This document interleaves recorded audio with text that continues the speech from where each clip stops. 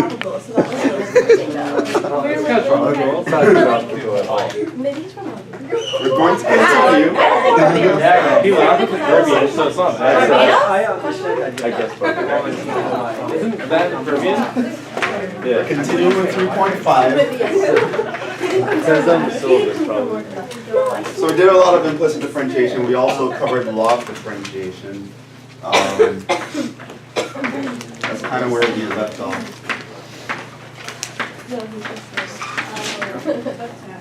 It was a strategy that had several steps in it. So just to remind us how to do this, is given some function to find y prime, we could do 1 log both sides.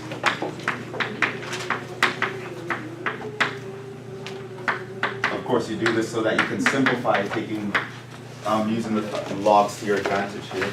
2.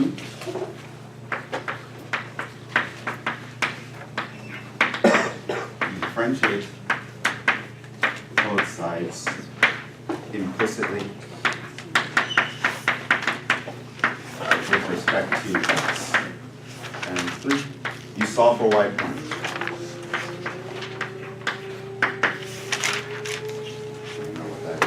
Okay. Using that strategy, we actually derived 2 formulas. We figured out what the derivative of a to the x was, which was what?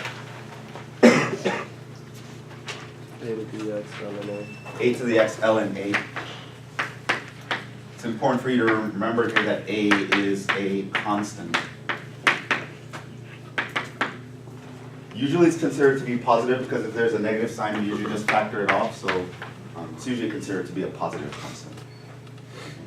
And that would be the derivative. Using the chain rule, we can differentiate a to the u, where u can be any function of x. And so what was an example? How do we do that? Yeah? So a to the u, Yeah, so you differentiate the outside, so it looks exactly like that, with the u replacing the x, and then you multiply by the derivative of the inside. And so you have those 2 rules. So for example, remember if I give an example here. If you wanted to differentiate something like 2 to the x, then that would be, what would the derivative of that be?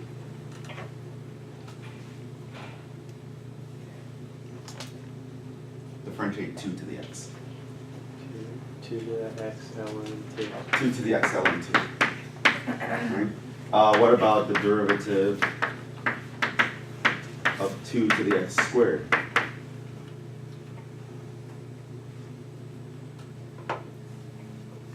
It's 2x. Huh? Isn't it like 2x? Junji? so it will be 2x squared to the 2 times 2x to the ln 2. Alright, so it's just you take the derivative of the power, you copy back the function, you put ln of the base. So that's an example. We derived that using law of differentiation. Right? Why we had to sort of think of a different way and come up with a whole new method is because we had no rule for this before. For example, even though it's something to a power, the power rule did not apply because the power rule required the base to be the variable and the power to be the constant. Right? So when you looked at the power rule, you had the derivative of x to the n, and that was nx to the n minus 1. So here, the n was the constant. Right? In other words, if you look at x squared versus 2 to the x, the fact that the 2 is in the top versus the bottom are 2 very different situations. Of course, you can see that just by the graphs themselves. X squared looks like this, while 2 to the x, what does 2 to the x look like? The graph. Yeah? So it's going exponentially. So it's exponential, so it would look like that. So they're very 2 different pictures, so you expect the calculus to be different. So for this guy, if you want to find derivative, here you use the power rule, and here you use the exponential rule. Right? They're 2 very different scenarios, and this is what a part of what I'm talking about when I say you need to memorize the formulas, but you also need to know what each of the pieces in the formula mean, and so that you need to apply it to the right the thing that makes it applicable. The formulas are really kind of like a template, right? So the power rule works when the base is a variable and the power is a constant, so it would apply to something like x squared, right? It would not apply to something like 2 to the x because the base is the constant, the power is a variable, things are different. So to do something like this, you would use this formula because that fits in, okay? But there are other situations that we don't have rules for, and we'll need to figure out. So let's say you want to do something like x to the x, right? Well, now neither the power rule nor that rule applies. But can we differentiate something like this? Well, it was on the quiz last time as a bonus, so we will look at how we would differentiate something like that. And log differentiation is one way. And it illustrates one of the cases in which you'd want to use log differentiation. So let me just discuss those.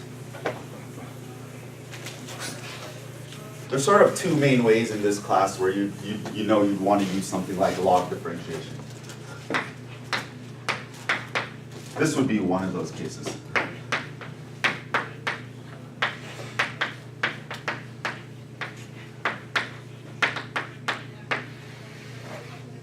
First case is to deal with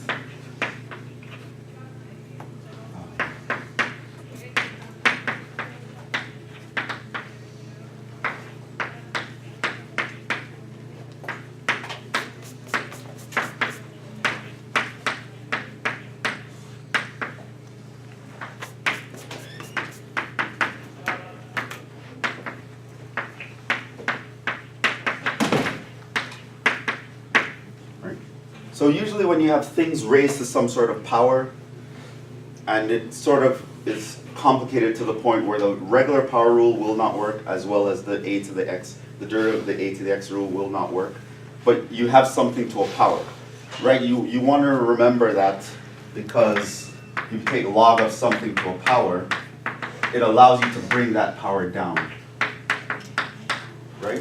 So a log can simplify a power. So whenever you have something raised to a power and it's kind of complicated in that regard, and it's complicated because of the power, like x to the x is complicated because of the power x, really.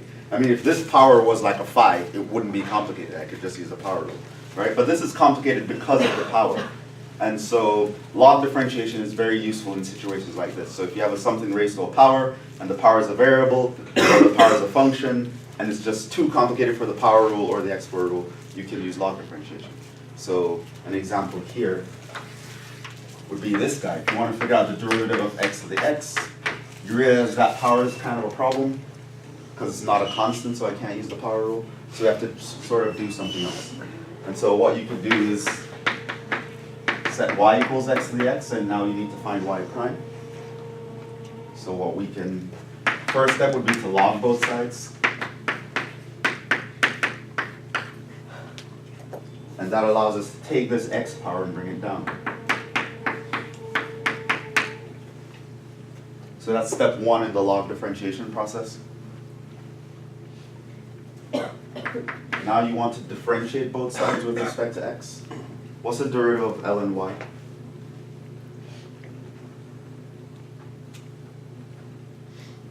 Yeah? 1/2 y multiplied by derivative of y.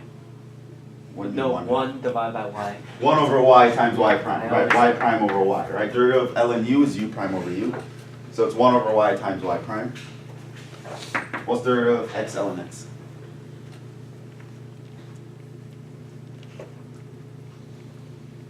Yeah? So it will be ln x plus x times 1/2, 1 divided by x.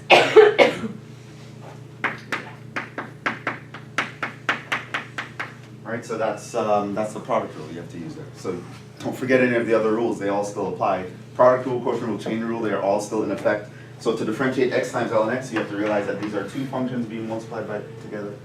So you differentiate the x, leave the ln, plus you leave the x, differentiate that. So you pretty much end up with ln x plus 1 is equal to y prime over y. And that was step 2. The last step in log differentiation is to solve for the y prime, that's what you want.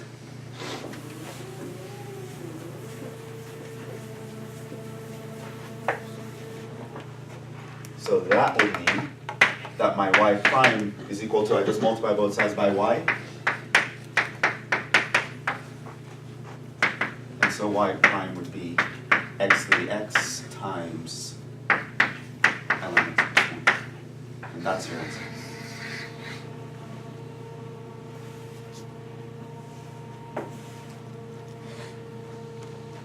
So that's one case in which you want to use log differentiation. You're dealing with some sort of power function, and the power rule doesn't apply.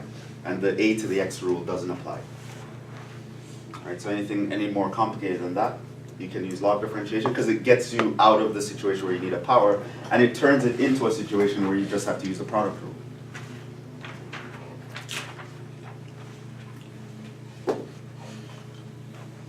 So the slope of x to the x is this function. Here's another situation where you might want to use log differentiation.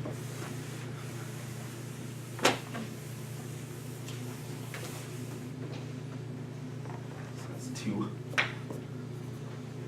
Second case you might want to use log differentiation.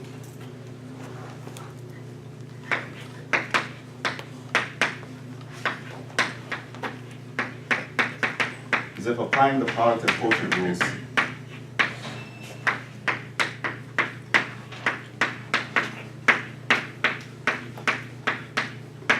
would be annoying. Okay? So let me give you an example of that.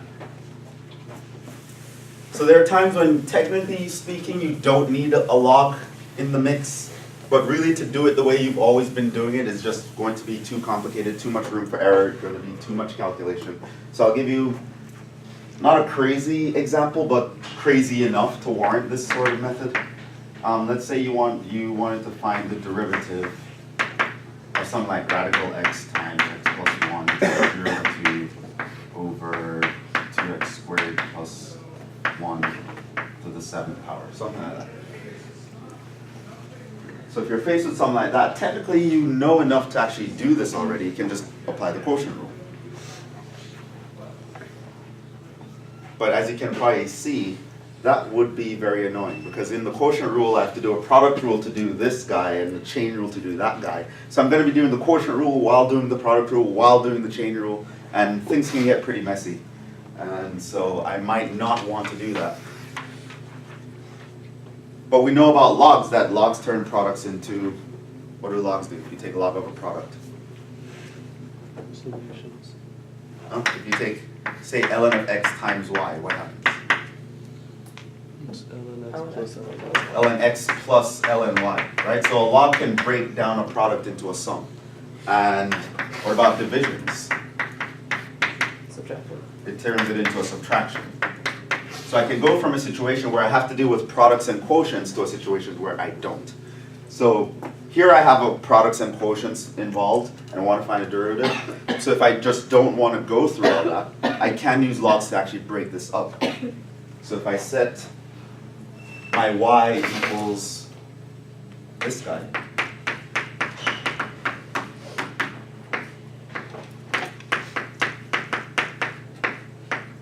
what I can do is I can ln both sides.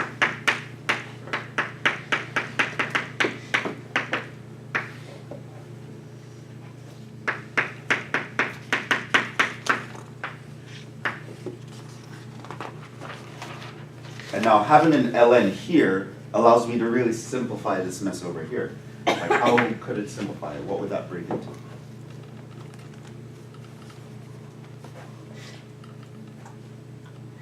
Someone besides Georgie. Yeah? Ln radical x plus 3 over 2 ln x plus 1 Well, let's bring the power down in the second step. minus ln of the denominator. You can do that. You immediately break up the product and the quotient. In the top, we have a multiplication of two things, so this rule applies. So the top, I can break it into ln of this plus ln of that. Divided by, once I throw in a division, that just becomes a subtraction, and so I minus the ln of the denominator. So it's the log of the top minus the log of the bottom. This, by the way, radical x, I could write as x to the 1/2. So I can go even further here. We can use the power rule and bring all these powers down.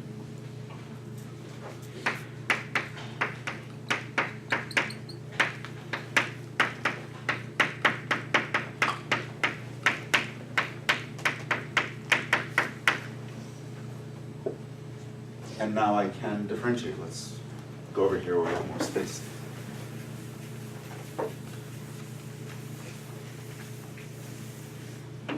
And remember here, I'm just simplifying, so the left side is the same the whole time, so it's still ln y equals that. And at this point I can differentiate. So derivative of the left side is derivative of ln y.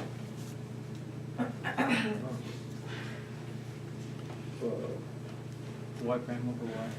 Y prime over y. Now derivative of the right side. We can apply the sum rule for derivative, so it's really just taking derivative of each piece. So what's derivative of the first piece?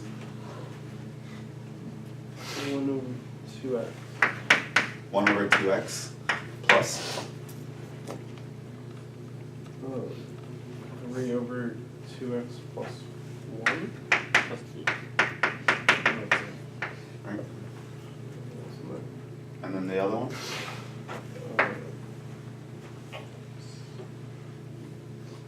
28x over Let's leave a 7 here so you can see. So it's 7 times 4x over 2x squared plus 1. which that you can rewrite as 28x.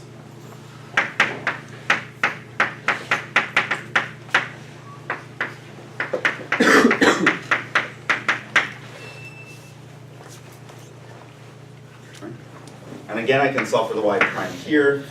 So I'm just going to multiply all of that by y, which means that my y prime is going to be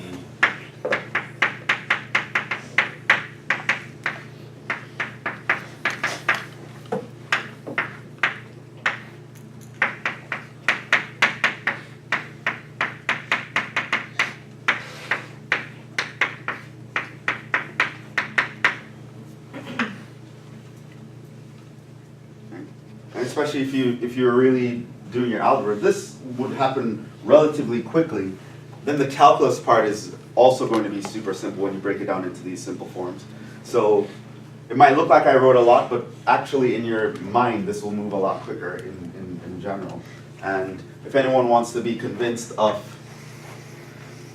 the usefulness of this technique, you can do this using the quotient rule. See how you like it.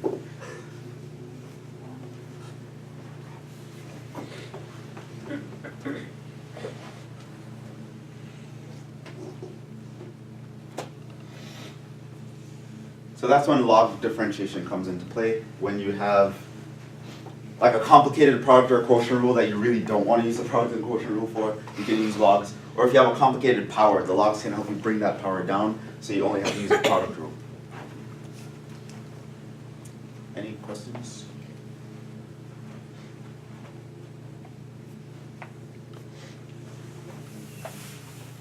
Of course, there is an alternative that I'll share with you.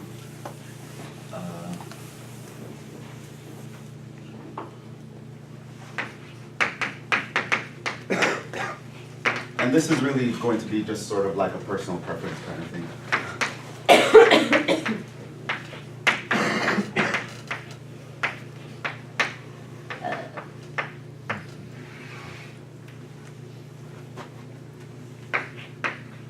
It gives you the same benefits of log differentiation, but you don't have to like state it as an equation and log both sides and then solve. You can kind of do everything in one compact way, but you kind of use the identity that e to the ln of anything is just, Well, it's not x. it's going to be x, it's just going to be the thing. Right? You can use that to your advantage. So if you have an expression that doesn't have ln's in it, you can write it as an expression that puts an ln in it by using this identity. So for example, let's say you wanted to differentiate. I'm going to redo this example x to the x. So we know what that should be. So let's actually redo it. Now you realize here that the power makes things kind of complicated, so you kind of know that a log would be useful, but you don't want to do log differentiation. What you could have done is just immediately rewrite this as e to the ln of x to the x. Right? That is true by our formula. E to the ln of anything is just the same. Now what that does, now you have an ln in the power that allows you to simplify in the power. So this is just the derivative of e to the x ln x. So now you just have the derivative of an exponential. How do we differentiate an exponential? What's the rule here? U prime e to the u. U prime e to the u, right? The derivative of e to the u is u prime e to the u. So now you just take the derivative of the power times the original function.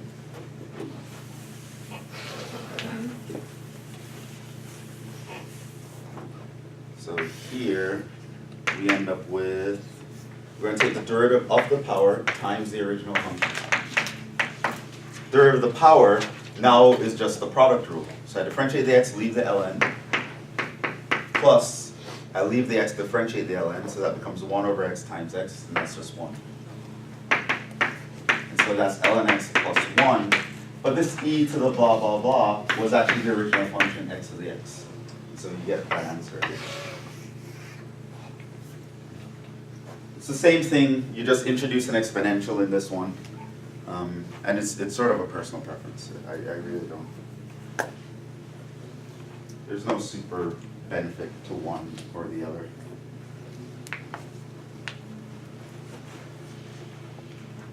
Just another option. But again, it's these two problematic situations that you can use either of these methods in.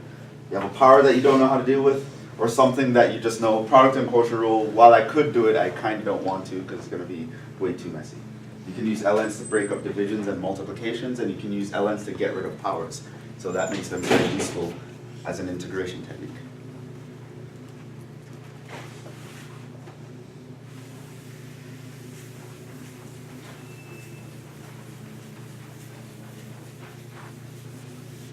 And that ends 3.5. That's all we need to know for 3.5.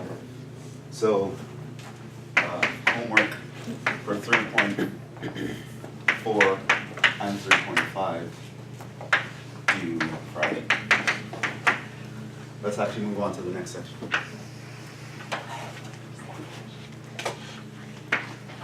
We're sort of going back, but we have a lot of intuition to make this not so hard now. We're going to 3.2. We're going to talk about two main topics called linear approximation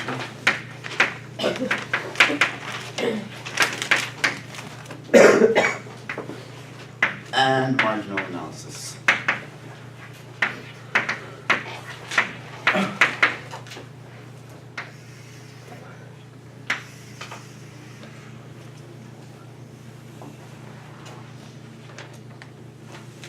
So it's not going to seem that bad when we're going through this, but these two are some of the main uses of calculus in like applications these days.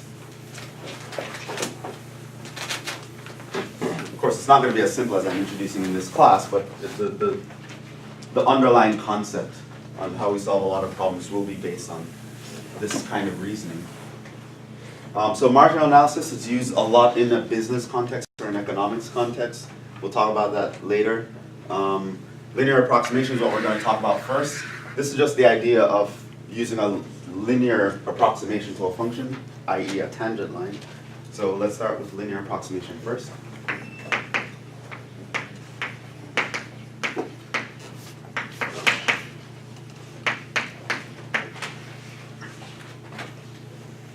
So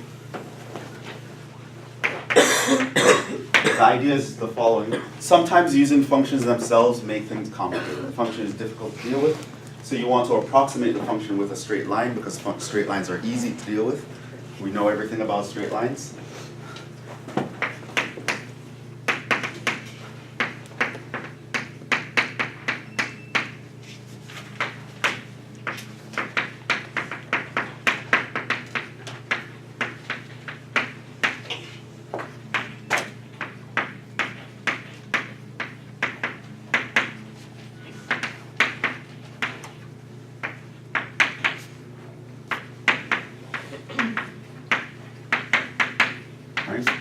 whole point of a tangent line, for example. The tangent line is really, calculus allows us to create tangent lines, but tangent lines are actually the best approximation by a straight line to a point on a curve whenever it's possible to create one. Right? You cannot get a better straight line approximation to a function. The more you zoom in, the function and the tangent line get closer and closer together. So they kind of, you can use them to approximate a function.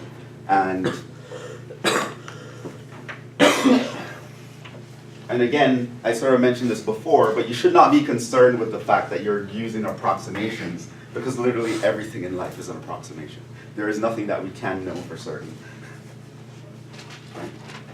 So like I said, you cannot create a machine that can cut a piece of wood exactly pi units long. At some point you're going to round something, because pi has an infinite number of decimals that do not repeat. You cannot actually enter that information in its totality at any point in your life. Like no one can, right? And if the universe lasts forever and there was an immortal, that person could not write down pi, right? So there's no way to actually achieve that in real life. You always use approximations. You use approximation with literally everything. So a large part of math, while it seems like, oh, there has to be this answer, a large part of math is just knowing how to approximate things well. You don't need to, if you're talking about money, you don't need to be correct to 25 decimal places, because money only has 2 decimal places, right? If you're good enough to stop at 3. In fact, for a long time, I don't know if you guys heard about this, but banks used to actually, while your bank account showed 2 digits for the number of cents, a lot of time banks used to actually use 4 digits, but they just sort of hide the last 2 digits from the customer. And there were these hackers that what they did was they hacked into the banking system and stole the last 2 digits. So literally no one knew that they lost money, because on the statement it didn't look any different.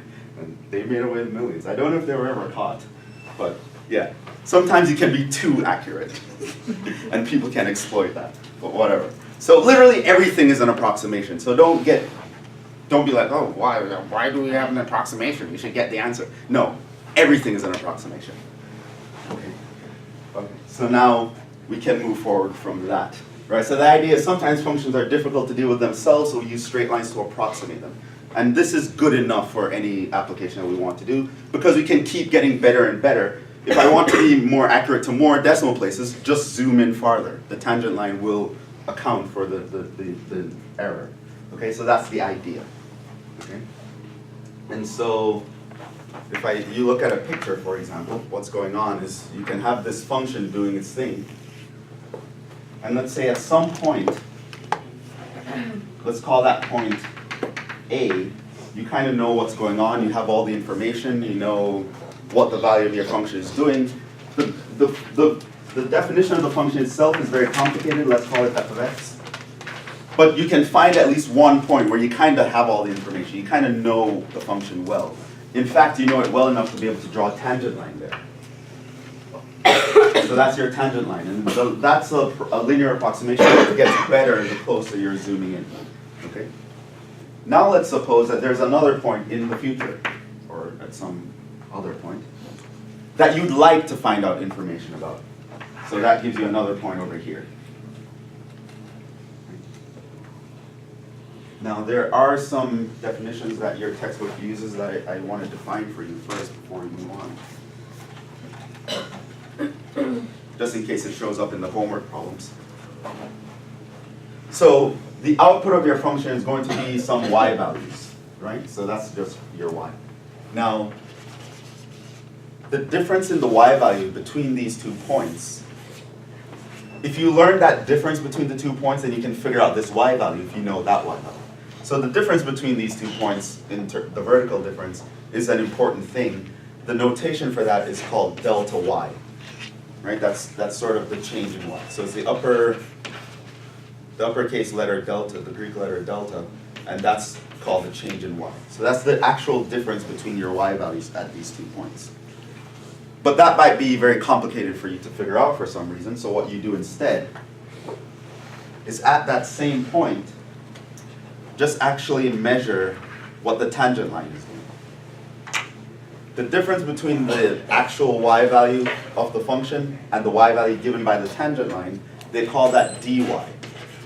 which is the derivative approximation of the change in y. Right? Now the idea is, the closer you move x and a together, the closer the difference between the function and the tangent line get, right? So these two answers will actually start to become pretty much the same answer the farther you zoom in. So the closer a is to x, the better this approximation is. So it might be difficult to figure out what this function is doing, or you might not even know what the function will be doing. You're making a projection, you're making a prediction of some sort. Based on the current state of events, you can make some sort of prediction. And so what you're going to use this distance to approximate that distance. And it gets better the closer you are. And so we can actually write down a formula for that.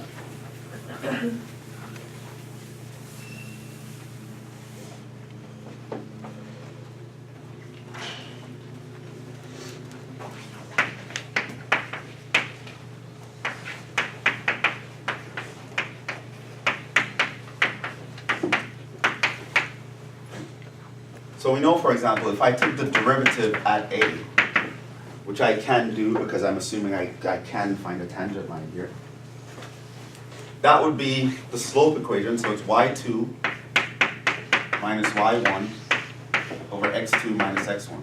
I'm using the f of b minus f of a over b minus a use formula for the derivative. And we know that to get a derivative, you just make the limit of the distance between these two go to 0. So you let x approach a.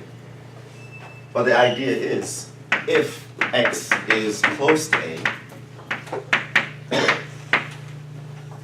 then the limit is going to roughly give you what that y value is. So you have sort of this sort of thing happening, right? If x is close enough to a, you can kind of think of the slope as that value. But this means we can solve for f of x in this approximate equation. And we obtain what we call the linear approximation formula. This means your f of x is approximately equal to f of a plus f prime of a times x minus a. This is called the linear approximation formula.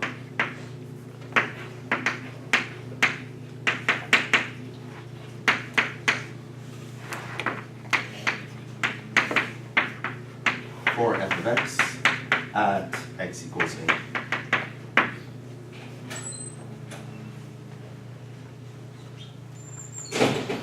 It gives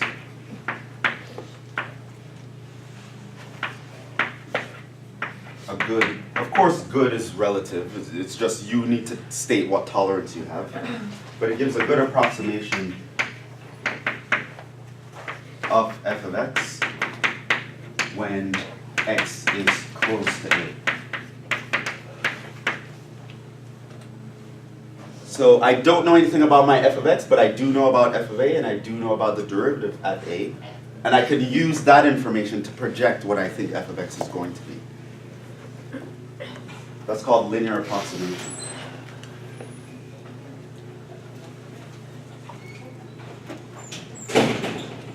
Let me actually illustrate this so we can sort of talk about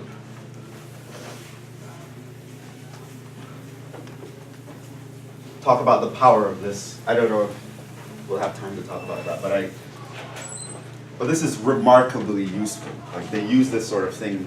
Like even if we don't know what the function is, it could be possible that we just haven't, you're predicting a future event. And it turns out to be remarkably useful because people do actually use it. And it works because they would stop using it if it doesn't work.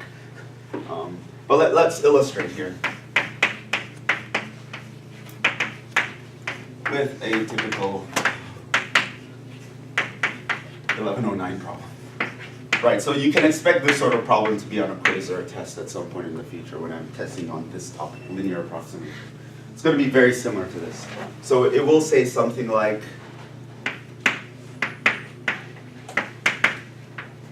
use linear approximation to estimate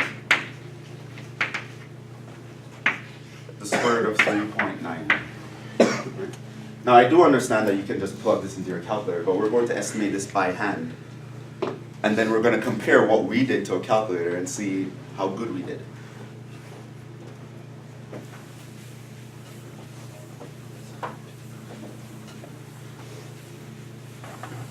So if I'm on a deserted island and I don't have a calculator, and the only way I can get off the deserted island is to figure this out to like 3 decimal places. This is one way we could do it. No, we never had that situation. But it's nice to know you could. Sometimes you want to just know that I could do this. Okay. So here's the idea. First, let's describe this with a function. In this case, this is an example where we can have a nice function to deal with. If you want to approximate the square root of 3.99, what function do you think you want to use this to kind of try to set this up?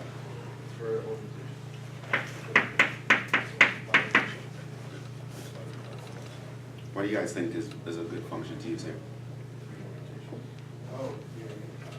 Square root of 4. Yeah, but as a function, the variable. You're thinking of the a value. 2. But yeah, square root of x. Right? I want to approximate the square root of something, so let's use the square root function. Right? So now, we basically want f of 3.99. Right? So x is 3.99. That's the future value that I want to figure out. You would choose a to be what in this case? A value that's close to that you actually know all the information for. 4. I know what the square root of 4 is. And I can figure out what the slope of this function is at 4, right? So 4 is close to 3.99, so let's use 4 as the nice value that we have all the information for. So now, we know that f of x is approximately equal to, by the way, let's find f prime here. We know what f prime is, right? What is that? 1 over x. The square root of x? 1 2 radical x. Right? Now we're going to use the form that this guy is equal to that guy. And so we're going to plug them in. We want f of 3.99, so I'm going to plug in x equals 3.99. Now I know that's going to be roughly equal to f evaluated at 4. I'm going to plug in 4 for a. Plus f prime at 4. I'm plugging 4 for a. Times x minus 4. X is 3.99. A is 4. So let's actually work on the right side now. What's f of 4? Plug in 4 here, what do I get? 2. Plus, what's f prime of 4? Plug in 4 here, what do I get? 1 over 4. This guy would be minus 0.01, right? Which I can write as 2 minus 1 over 400, which I can write as this 800 minus 1, 799 over 400. That's my approximation of this.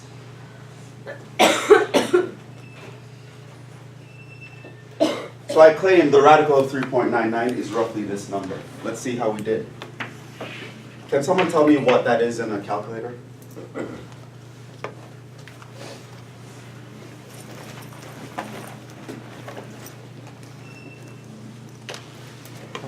.99875. What? .99875. 799. No, .99875. No. It can't be point. 1.9975. 1 point. It has to be bigger than 1 here. 1.9975. Okay. Can you use your calculator to actually plug in the square root of 3.99 and tell me what the actual answer is? 1.99749. So I did that by hand, and I was correct up to 4 decimal places if you round. It's the power of linear approximation. Your tangent line can kind of tell you what the function is. And you know, if If we need to make an approximation better, we just can get closer, right? So this shows us how we can actually use a tangent line to talk about a function. And we'll talk about some more applications of this next time. We'll end there. I'll see you guys on Friday. Homework 3.4 and 3.5 are due, and we'll finish this section up on Friday.